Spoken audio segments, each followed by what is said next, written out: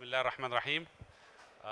Dr. Magdi, Tolba, distinguished participants, we are extremely delighted to have the opportunity to be with you today. I'm Zohair, as has been introduced by the presenters. I'm representing the General Authority for Investment and Free Zones. In my presentations, I'm not going to talk about the sector per se, but I would like to highlight some of the insight about the investment in Egypt and how could you benefit of doing business in Egypt.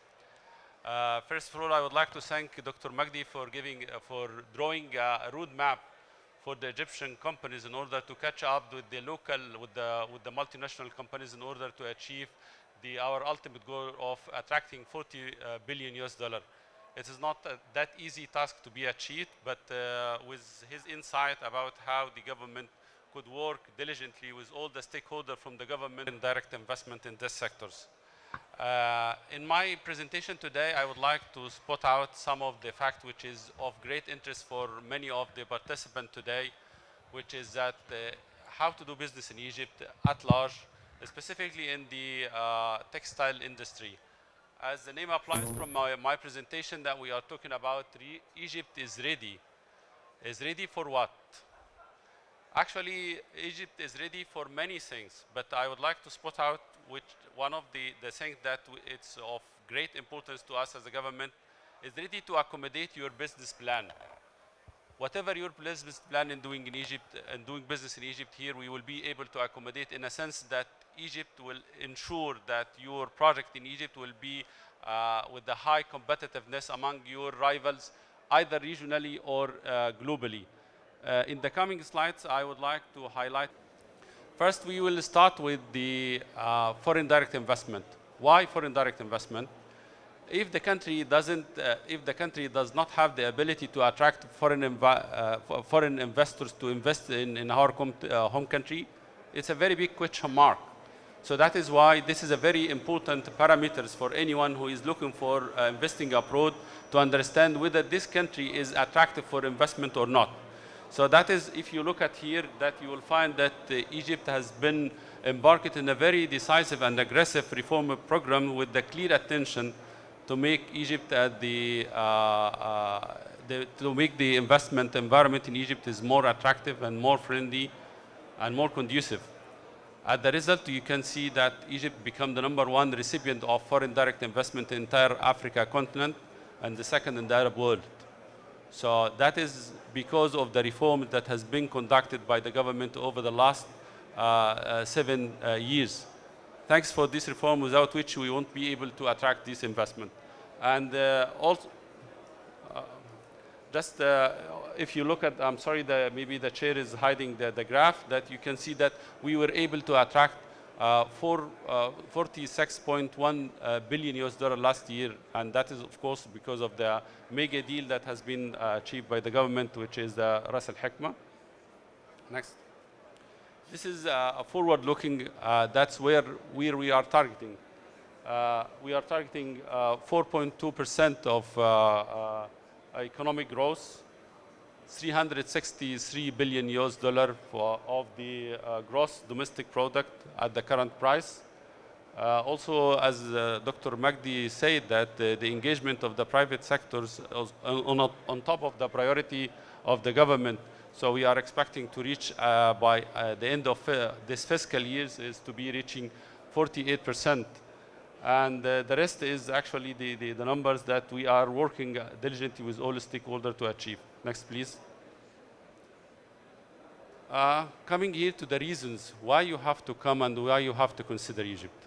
Maybe we have some problem with the local company, but for foreign company, they will not be able to face such a problem because they have their own system, their own discipline. They can manage, they can control, they know everything. So that's why we are focusing on attracting foreign direct investors to come and to invest in Egypt.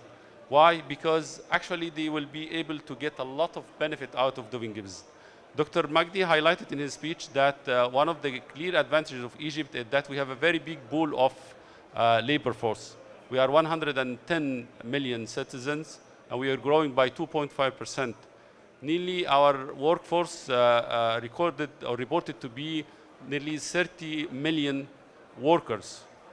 60% of that percent folded under the age of 30. They are quite young, dynamic, active, and if you train them well, that is the key, then you can get the maximum out of them. That is the key of the success in Egypt. If you have the training, if you have the system, if you have a discipline, you can easily achieve the target. People are fast learner here, and they are quite young, dynamic, so you can utilize on that.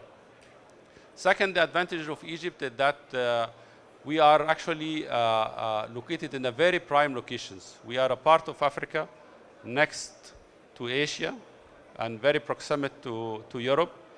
When having Suez Canal waterway that actually the only direct connection between East and West, Egypt actually well positioned when it comes to logistics. So you are in a very close to the most of the market. So it's nearly, and I have a slide to show you exactly how easy that you can reach to those markets and how many days it takes from you if you are targeting those markets. But the proximity, the strategic location of Egypt allow you, firstly, to reduce the lead time, to reduce the cost of shipping. Another point which is also been highlighted, that the free trade agreement that signed with the surrounding clusters. It is not just an MOU or signing the free trade agreement.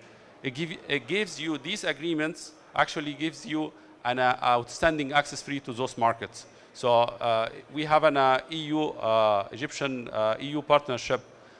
Based on this agreement, you can export 100% of your production to Europe with zero custom duty.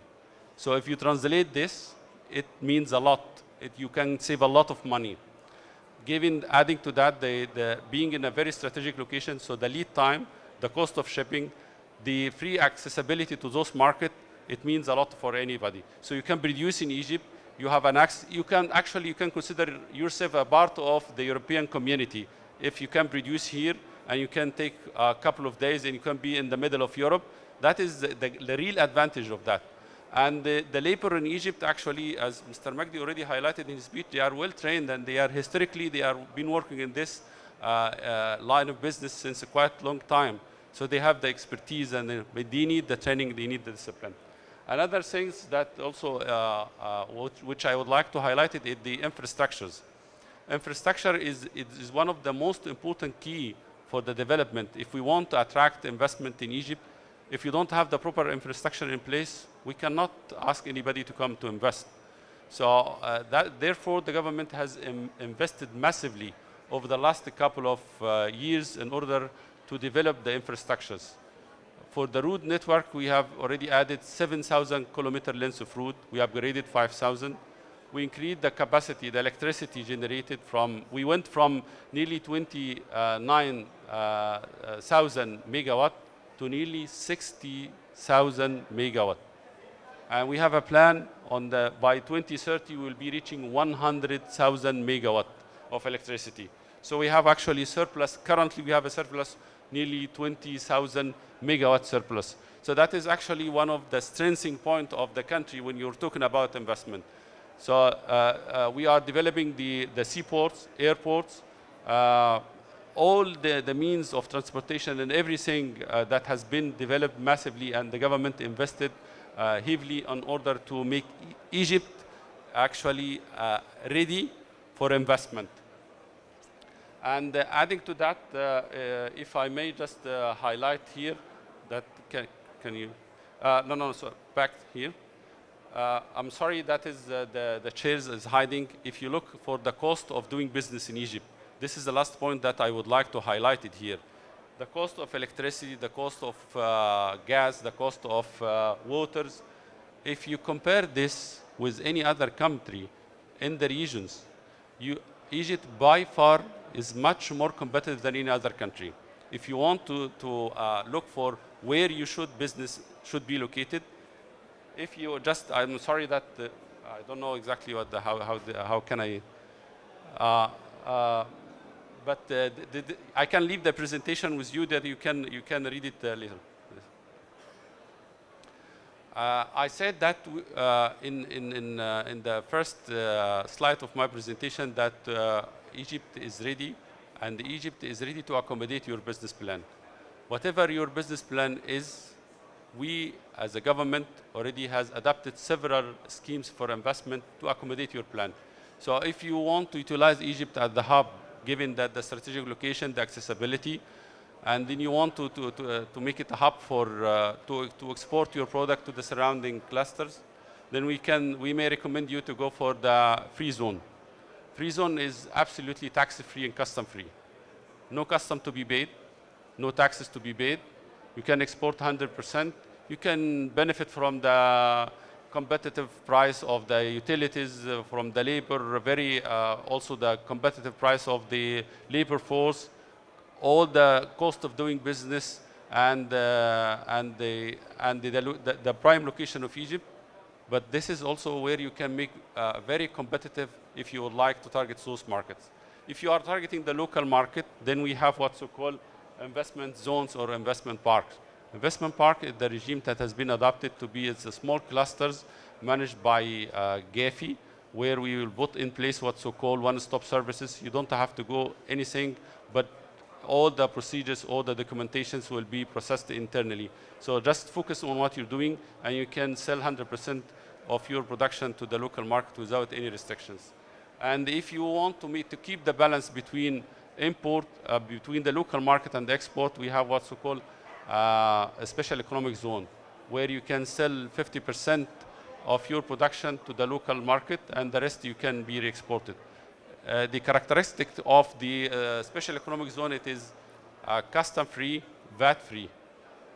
So you can imagine that no custom duty to be paid, no VAT to be paid. You can export 100%. It's almost the offshore area. So that's what I meant by that we have a resilient or the various schemes of investment that can accommodate your business plan. Next. So this is to continue how Egyptian business environment is attractive. We have already set a package of incentives. If you look at here, you can see, I call it, this is the slice of 50. You can, how many 50? 50 discount of everything. So let's start by not to confuse all of you, but let's start by the exemptions. Any company to register under the law 72, they will be enjoying they will be exempted from the stamp tax. ضريبة الدمغة on the mortgage and the contract and all these things. Any company will enjoy this one. But for the inland, for the companies whom are actually invested in the investment parks or in the special economic zone, they will be enjoying 30% and 50% of the total capex or the total investment will be refunded. How to refund? It is actually to refund it from the taxes to be paid to the government over 7 years. So if the company already invested $1 million, the government is committed to give back to them 50% of that amount, not in cash, but to be deducted from the tax they supposed to pay to the government over 7 years. So it means that more or less you have nearly 5 to 7 years tax holiday. So that's where you can start. And after that, this is another package of incentives. After you start to paying taxes to the government, if your investment or your equity coming from abroad, 50% of your equity coming from abroad, the government is already committed to refund back to you 35% up to 55% of the total taxable amount. So المبلغ الخاضع للضريبة بيرد 35% إذا كان رأس المال يعني 50% من رأس المال مدفوع من الخارج أو محول من الخارج. This is another wave of incentives. If you want to do investment in Egypt, you can understand. The first 7 years you have privileges, and after that there is another wave of incentive that you may enjoy. So you can understand how the investment environment in Egypt is more appealing and attractive. The second line, the second row, this is for additional incentives for a specific project, which is considered to be a strategic one. So that is not the topic of discussion today. Yes, next. Also, one of the recent products that has been introduced by the government, which is the golden license. That is, by law, we call it, it's one single approval to issued by whom? By the prime ministers and all the relevant ministers. So if you already applied for the golden license, your project will get the license to start the business from whom? from the Prime Minister and all the relevant minister before you start. It's in advance approval. We call it, this is a golden license. In other words, we can call it, this is a golden ticket. So that is mean this is what we call it zero bureaucracy license, where you can just, after you get this one, you can immediately start. And if you face any challenges, that is not your rule. This is the government rule in order to interfere to smooth the way for you to start your operation. This is one of the products that has been introduced by the government or by the Egyptian law in order to eat the way and to streamline the procedure and to reduce all the challenges or the hurdle that used to be faced by the investors. Next, please. These are the sectors that we are focused, but I would like to focus on the industrial sectors. Out of the industrial sector, you can find the textile is one of the sectors. Next. So I will give you some hot outlines of the number that has been highlighted by Dr. Magdi, because seeing is believing always. You can understand where we stand and where the sectors is. So this sector actually is very, very, very important to understand. So this is the second largest sectors in the industry sectors. So it's very important for the government. We are paying too much attention to that. And we are having more than 2,400 FDI projects in 7 years. 35% of the total industrial output, 4.1 export in 2013. You can imagine, Mr. Magdi said that this is actually the modest, this is beyond the expectations. We are targeting not 4, we are targeting 40. So that is, we have a very long way to go. With the private sectors, with you, we can achieve these numbers. Approximately 6,000 factory registered, around 2.5 million workers, 12% of the non-oil export, and 4% share to the country GDP. So you can imagine how important is the sectors for us as a government. Next, please. This is to show you that this is among the industrial sectors. You can see that we have an apparel and also home textiles and furnitures and the printing and the fabric and the these are a comparison between 2013 and 2014. Next. So that is also to tell you exactly from where we are importing whom are the biggest country we are dealing when it comes to import and export. In here, that the biggest country we are importing is China, 63%, followed by India and Turkey. And this is where we are importing. This is the major countries where we are importing from. And the major countries we are exporting to is Turkey, Italy, Algeria, Tunisia, Germany, KSA, China, and Czech. And this is the amount, this is back to 2013, where the destination, how much we are exporting to those destinations. Next. This is also very important to understand the slides. We are talking about nearshoring, the proximity of Egypt to the surrounding market. So if we took an example for Europe and Turkey, so for this industry, 80% of that are actually shipped by sea, and 20% by air cargo. This is the FOB or SAFE, or that is the model of how you are exporting. And if you look for USA, normally it takes from 15 to 20 days, and 80% of also sea freight and 15% air cargo. For the MENA area, which is the Middle East and North Africa, we are talking about 1 day to 4 days.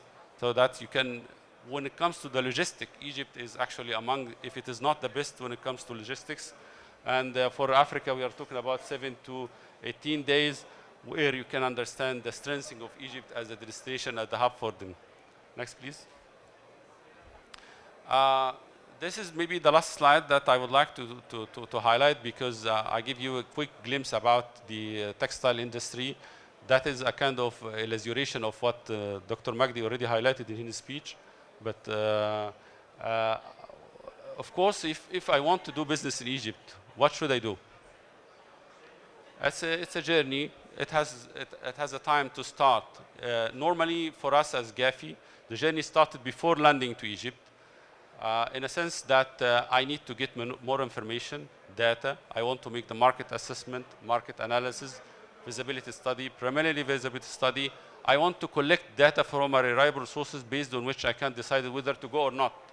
So I need somebody I can rely on him at this stage in order to give me this information and that.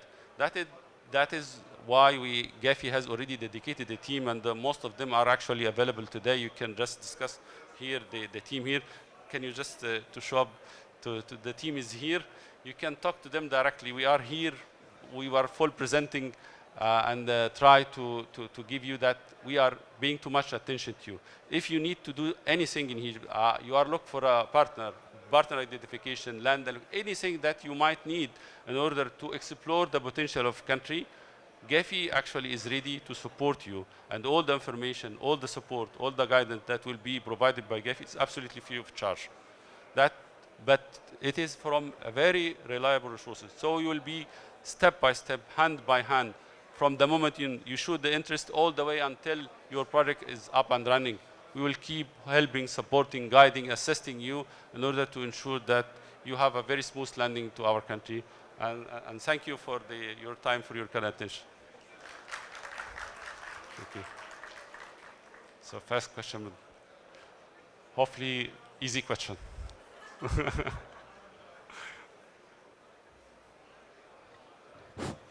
Don't worry, I will not corner you because I consider myself today as one of your staff.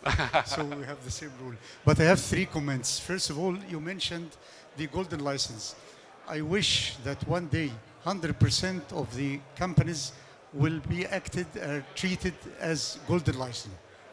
Second, you mentioned that Egyptian workers are very smart. I confirm and assure you, and we had once an experience. One of the major producers in China made a comparison between the efficiency of Egyptian worker and Chinese worker. Believe it or not, we were 10 to 15% Egyptian workers higher. But the problem, what's missing? We put them under discipline. This is the rule of the government. And I wish that GAFI, and I know how GAFI is important as advisory to the government, is going to push the government to put them under discipline by checking again the labor law. Egyptian worker is the best in the world, but needs a discipline. Third, I'm going to mention something very important to all our audience today. I have an experience. I started with a t-shirt factory, old-fashioned factory, old machinery. Then when I studied where the working are going to, then we found that one of the main aspects is the denim. So this advice, I gave it because I know the majority of our audience today, they are Turkish. I went to Turkey, I selected my partner. He's one of the best technology-wise, size. So my advice to my colleagues in Egypt, nowadays, I was heading this industry for a long time. I know exactly a lot of details of this industry. I can tell you, a lot of our industry is still old-fashioned. I know a lot of factories, they didn't change a machine for the last 20 years. I tell them clearly, you have to open eye for the coming investors, especially from our North Gate, Turkey. A lot of Turkish now is moving because of the economic situation in Turkey. Try to get use of them. Try to go in a partnership. They're going to get use of you and your experience and your power in your country, and you're going to get use of them by their technology and their systems. It can be a win-win situation. This is my advice, and sorry for the comments. Thank you for the questions, and let's start by the first question about the golden license. Yes, the philosophy of the government is to make it, this is as actually the standard for everybody. But it takes time because we have to adapt and to the systems in Egypt in order to ensure that there is a kind of harmonization between all the stakeholders from the government in order that the companies will be enjoying these privileges. You know that we started by just allowing the Prime Minister and the relevant minister to give the approval in advance, which is to give the credibility. We are ready. We don't mind that if we can give you the fast track for all companies to start the business in Egypt. And actually, this is what has been already been directed by His Excellency, the President of the country. He is hoping that everything is treated as a golden license. But we are actually adapting the system, and everything will be digitized or computerized in order to reach to the level where we can make everything electronically, and we can provide these services for everybody, for any company, without any kind of discrimination. That is for the first questions. The second questions, I totally agree with you when it comes to the discipline. Discipline, actually, I see that it is, in one side, it's the company discipline. And in the other side, the government has to make the training centers in order to qualify the labor, in order to understand part of the qualification, to understand the concept of discipline. But this is also the government has to invest even for the technical schools. A part of the curriculum that has been to be put is that they have to teach them how important is the discipline for the success of their line of business. But in the same times, it's a company discipline. Each and every company, it has its own system and own regulation. And you are coming here, this is the same. This is the walking side, then you have to abide to. So this is, the company had the ability to impose the regulation on them, impose the discipline. But I agree that it is actually, it's a joint responsibility. It's between the government to educate the people, and the companies also to maintain the discipline inside. For the last one, it's advice that's well noted, and we will take it into consideration for them. Thank you. Is there any other question?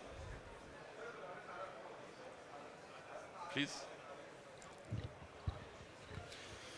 Ashraf Bayoumi, General Manager of Maghreb International Garment. This is for the third question for Dr. Magdi. It's very important question for the technology for the companies, it's all the fashion. I wanted to ask you to make this something for our factories with IMC for the before they make the corporate with all the projects or the companies for to make to update for the technology. We can reorganize with IMC to support us for this technology. Maghreb now, for example, we started from 2005, 20 years ago. This meaning we need to make some technology, as Dr. Magdi said. We need this IMC to support us, to all the companies. Okay, I guess IMC actually is pushing for these directions, but if you need any extra support, that is part of our mandate as GAFI, in order if you need to facilitate the communication between you and the IMC in order to discuss this issue actually with the chamber or with the textile union, that we can discuss it broadly, and if we can reach to the consensus that we need to adopt something, we can take it to His Excellency Mr. Kamil to discuss it on the higher level. We are very much open to that, as long as at the end of the day it will benefit for the industry. Every decision maker in the government will be supporting the concept. We as a government, our ultimate goal is to do what? Is to see that we are not happy with the $4 billion US. And even you are as the manufacturers, you are not happy with that numbers. We need to reach to that. So anything that push us or support us to achieve the target, definitely we will be very much welcoming and supporting this idea. So we come to the end of my thank you very much for your time. Thank you for everything.